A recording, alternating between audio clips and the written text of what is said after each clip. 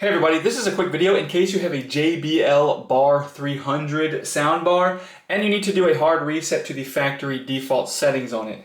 Now you're going to want to do this for one of two reasons. The first one is troubleshooting. If this bar is not connecting to Wi-Fi or it's not syncing or pairing with your device or Bluetooth, or if you're having any kind of other connectivity or functionality issues where it's not working properly, a hard reset can fix a lot of these issues. Now the second reason is if you just want to set this up as a new device, we can go ahead and do that by wiping all of the pairing history and everything off of it really easily.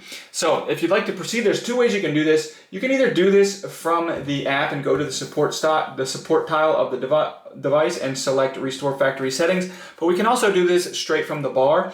All we need to do is press and hold the volume down, the volume up, and the source buttons all at the same time and just hold it for about 5 seconds. And after about 5 seconds, the LED lights will flash, indicating that the reset has taken place. You can go ahead and release the buttons and set your soundbar up as a new device.